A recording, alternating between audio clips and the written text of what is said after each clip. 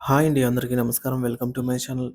ఈ వీడియోలో ఇవి పూర్తి చేస్తేనే ఏపీ ఉద్యోగుల జనవరి నెల జీతాల బిల్లులు సబ్మిషన్ అవుతాయి.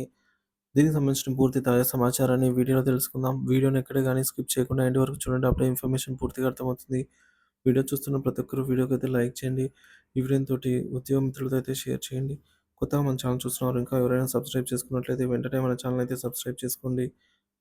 దీని ద్వారా నేను చేసే లేటెస్ట్ వీడియోస్ అన్నీ మీ వరకు రీచ్ అవుతాయి. ఇక ఆలస్యం చేయకుండా వివరాల్లోకైతే వెళ్ళిపోదాము. సో ఫ్రెండ్స్, ఇక విషయానికి వచ్చినట్లయితే ప్రభుత్వ సర్క్యులర్‌పై పూర్తి వివరణ మరియు సూచనలు. ప్రభుత్వం ఇటీవల ఒక సర్క్యులర్ విడుదల చేసింది. ఇందులో సాలరీ బిల్లు సబ్మిషన్ చేయడం కూడా సంబంధించి కొన్ని కీలక సూచనలను వివరించారు. ఈ సర్క్యులర్‌లో ఉన్న అంశాలను సమర్థవంతంగా అమలు చేయడం ప్రతి డివిజన్ ఆఫీసర్ యొక్క బాధ్యత. సాలరీ బిల్లు సబ్మిట్ చేయడానికి ముందు డీఓలు కొన్ని అంశాలను తప్పనిసరిగా అయితే కన్ఫర్మ్ చేయాలి. డీఓలు కన్ఫర్మ్ చేయవలసిన అంశాలు: అడ్వాన్స్‌డ్ ఈఎల్, ఎర్న్డ్ లీవ్స్ అండి. సో, అప్డేట్ జనవరి 2025 తర్వాత ఆమోదించిన అడ్వాన్స్‌డ్ ఈఎల్స్, ఎర్న్డ్ లీవ్స్‌కు సంబంధించి వివరాలను సక్రమంగా అప్డేట్ చేయాలి. ఉద్యోగుల లీవ్ బ్యాలెన్స్ డేటాను పేరోల్ నిధి సైట్‌లో జత చేయాలి. ఇన్సెంటివ్ వివరాలు: family planning, higher qualification incentives పొందే ఉద్యోగులకు వివరాలను స్పష్టంగా నమోదు చేయాలి. ఈ వివరాలు లేకపోతే సంబంధిత బిల్లులు సబ్మిట్ చేయడం సాధ్యం కాదు. ఎక్స్ సర్వీస్ మ్యాన్ వివరాలైతే నమోదు చేయాలి.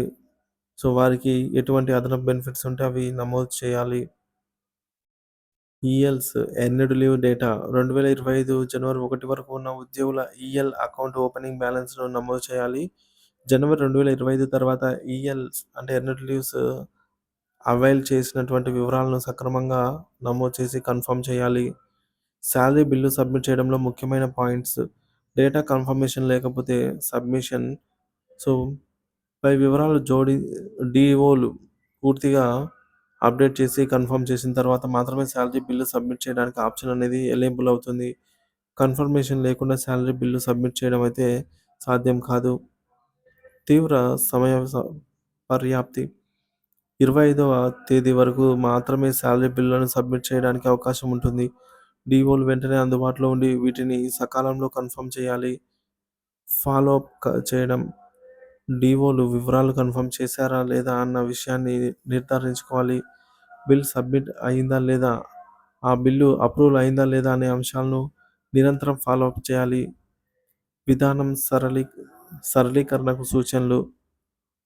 సో, సమర్థవంతమైన డేటా నిర్వహణ: పేరోల్ నిధి సైట్‌లో ఎప్పటికప్పుడు ఉద్యోగుల డేటాను అప్డేట్ చేస్తూ తగిన ప్రణాళికతో ముందుకు సాగాలి.